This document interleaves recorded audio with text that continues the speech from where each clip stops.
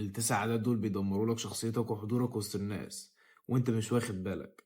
فشوف فيديو للآخر عشان هتستغرب منهم، بس لازم توقفهم من دلوقتي. أنا يوسف حسن، ودول ال9 عادات اللي بيدمروا لك شخصيتك وحضورك وسط الناس وبيخلوا شخصيتك ضعيفة. كتير من الشباب اللي زينا بيعمل العادات ديت ومش واخد باله ان العادات ديت هي اللي بتدمر له شخصيته وحضوره وسط الناس، ويفضل بقى يدور ازاي يبقى كاريزما ومش ازاي يبقى كاريزما. هي العادات ديت هي الاساس في انها تبوظ له كاريزمته وحضوره وسط الناس. فخليك واثق وعلى يقين ان انت من بعد الفيديو ده، لا انا واقف على نفسي وهطلع اغير من نفسي من بعد الفيديو دوت وهبطل العادات دي. فيلا بينا نروح لاول عاده، وهي you talk more you do less. انت بتتكلم كتير بس بتفعل قليل.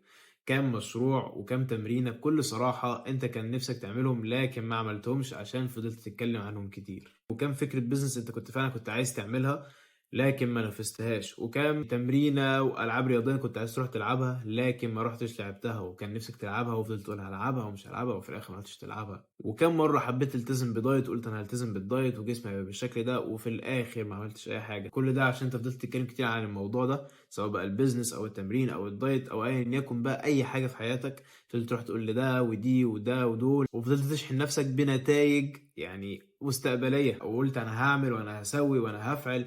بس انت اخدت كفايتك من الدوبامين واخدت يعني دوبامين مستقبلي. اخدت اللي انت محتاجه، الدوبامين بتاعك اللي انت لسه هتاخده قدام اخدته دلوقتي. فلا، خليك ماشي على المثل ده، داري على شمعتك تقيد، خليك شغال في السر. ما تفضلش تقول انا هعمل كذا وانا هعمل كذا وانا هعمل كذا، لا اعمل الكلام ده كله من غير ما تتكلم. يعني خلاص الفكره جت في دماغك، اطلع على طول اكتبهم على كراسه او على ورقه او على اي حاجه، ان شاء الله تكتب على الحيطه. المهم هتطلع تكتبهم، الهدف يبقى قدامك، كل حاجه تبقى قدامك. خلاص انا بكره هعمل كذا وبكره هسوي كذا وبكره هسوي كذا، كل ده مع نفسك.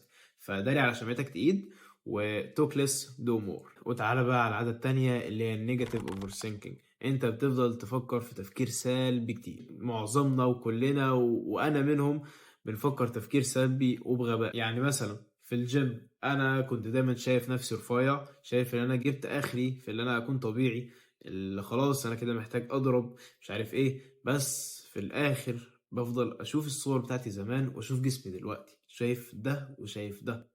فلا، فانا يعني زي ما قلت لك، الشيطان بيفضل يوسوس في دماغك. خليك عارف ان هو بيوديك للأسوأ، بيحاول يفشلك، بيحاول يوقعك. لان انا لو كنت سمعت كلام نفسي زمان واللي هو انا رفيع وجبت اخري كرفيع، ما كان زماني وصلت من المستوى ده للمستوى ده. ولو عايز تشترك معايا واحول جسمك للاحسن وتبقى راضي عنه على طول، فابعت لي كوتشنج على الانستجرام او التليجرام، اللينكات تحت موجوده في الديسكريبشن، والحق عرض رمضان قبل ما ينتهي. فيلا بينا نروح للعاده الثالثه، وهي التردد صفه وحشه بتدل على ضعف شخصيتك. كم مره ندمت على ان انت ما خدتش موقف، وكم مره ندمت ان انت ما خدتش القرار اللي هو كان قدامك؟ كم مره ندمت على الموضوع ده؟ طب دي احلها ازاي؟ طيب اللي بتفكر فيه اكتبه في ورقه.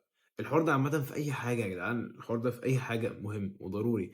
ليه؟ التفكير اللي بتكتبه على ورقة لا هيفضل متعلم قدامك، وتفتكر اللي أنت اتكلمت عن الموضوع دوت. يعني مثلا جات لي فكرة بيزنس، ما افضلش سايبها في دماغي، لا اروح اكتبها على ورقة وتفضل قدامي.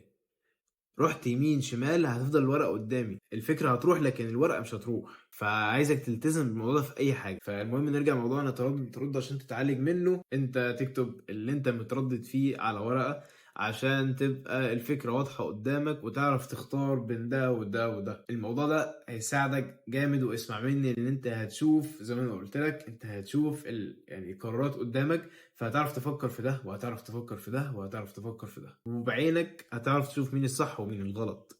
بس عامة في الأغلب اعرف إن أنت طالما ترددت من حاجة أنت كنت رايح تعملها، فاعرف إن الحاجة دي غلط أو ربنا بينبهك. يعني بتبقى حسيس كده ان انت ربنا بينبهك ان انت بتروحش تعمل الحاجه ديت. وفي الاول وفي الاخر انت ترددت في حاجه، روح صلي صلاه استخاره.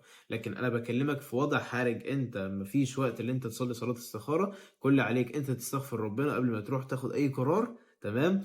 ولو انت في وضع حرج ومش عارف تصلي صلاه استخاره ومحتاج تميك ديسيشن دلوقتي، المفروض انت تروح تعمل حاجه، فاعمل الحاجه الصح. ودي تعرفها ازاي؟ اعرفها بان دي الحاجه اللي انت لو خلصتها هتروح تحكيها لاهلك بكل فخر مش بكل كسوف. فبس نروح على رابع حاجه، وهي انك تكون انسان سنسيتيف او حساس.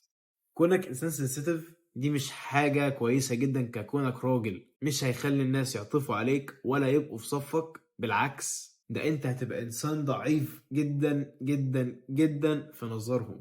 طب اكتم مشاعري واحاسيسي وافضل هص؟ لا، انا ما قلتلكش تكتم مشاعرك. كده كده انت ربنا كرمك وخلقك بالمشاعر. انا قلت لك ما تكونش انسان حساس، ما تروحش تعيط لده وتشتكي لده وتروح تعيط لدي، ودي مصيبة انك تعيط لدي. خلي في اخ ليك تقدر تحكي له كل مشاعرك واحاسيسك ديت، ومش اخ بمعنى اللي هو اخ فعلا من نفس الاب ونفس الام، لا انا بتكلم اخ اللي هو يعني صاحبك وعشرتك. طب ده تعرفه ازاي؟ اقول لك على مثل بسيط جدا. تخيل نفسك انت في حرب، تمام؟ وتخيل نفس الموقف برضه على اصحابك كلهم. تخيل ان انت في حرب ورايحين يقتلوا صحابك كلهم، شوف مين من صحابك دول اللي هتروح تحميه. وكذلك تخيل نفس الموقف على اصحابك كلهم. تخيل ان انت في حرب وفي ناس رايحين يقتلوا صحابك كلهم وانت عندك مكان لواحد بس، مين من صحابك كلهم اللي هتحطه في المكان ده؟ وهو ده صاحبك واخوك فعلا اللي انت المفروض تحكي له كل حاجة، وده اللي هيقف في ظهرك على طول. ولو رجعنا للعادة اللي قبلها اللي هي التردد، ده نفس الشخص اللي ممكن تستشيره في الحاجة اللي انت متردد فيها، لكن ما تخليش الموضوع ده على طول عشان تبني شخصية قوية. ونروح للعادة الخامسة واللي انت مش هتبقى يعني متوقعها خالص وهتقول ازاي، هي انك بتسمع اغاني. ولا كمان اول ما بتصحى تقول لي ايه اللي دخل ده بالموضوع اصلا، وايه اللي دخل ده بان انت تبقى انسان كاريزماتيك؟ بص انا هفهمك. دلوقتي انت اول ما بتصحى، في ناس اول ما بتصحى تروح تسمع اغاني على طول. انت ما اديتش لعقلك فرصه ان هو يريح من الصداع والدوشه بتاع اليوم. انت ريحته في النوم، بس لازم تريح اول ما بتصحى. ده غير كده ان الاغاني اللي فيها ليركس بتحطك في مود بتاع الاغنيه. لا ومش بس كده، لا ده كمان في حد بيفضل يتكلم في ودانك. فانت ازاي هتركز في شغلك؟ ازاي هتطور من نفسك؟ ازاي هتبقى برودكتيف وانت كل ما بتشتغل بتفضل تسمع في اغاني؟ ولا وكمان الصبح كمان اول ما بتصحى، يعني المفروض اول ما بتصحى تصلي بتسمع قرآن، لكن لا، ده انت ممكن تستبدلها بقرآن. وطبعا اذا قرأ القرآن فاستمعوا له، وساعتها منها حسنات ومنها بركة. يا اما ما تشغلش خالص وتريح دماغك. لو مش بتعرف تركز وانت مشغل قرآن، خلاص لا تشغل ده ولا تشغل ده. فيلا بينا نروح للعادة السادسة، وهي انك شايف نفسك الضحية. شايف ان الدنيا كلها جاية عليك، شايف ان كله ضدك ومحدش في صفك. لو انت كده فعلا فاعذرني، انت مالكش لازمة. الرجالة مولودة عشان يصطادوا مش عشان يبقوا فريسة. فانت شايف كده ما ينفعش تبقى انت الضحية. انت كراجل لازم تبقى قوي. لو واحدة ضعيفة عادي مش مشكلة، لو واحدة قوية عادي برضه مش مشكلة، لكن لو انت ضعيف دي مشكلة وألف مشكلة. فانشف كده، لانك لو فضلت شايف نفسك ضحية هتتاكل. ونروح للعادة السابعة، هي انك ما بتحطش نفسك في منافسة. بص، طول ما انت شايف نفسك الأحسن والأقوى والأذكى، اعرف ان انت لا الأحسن ولا الأقوى ولا بتاع. لازم كل شوية تشوف حد أحسن منك وتحط نفسك في منافسة معاه. ومش معنى كده إنك تقارن نفسك بيه، لا أنا ما بقولش كده. أنا بقول إن أنت تحط نفسك في منافسة معاه بينك وبين نفسك، لأن المقارنة دي هتوديك الأرض، لكن المنافسة هتعليك.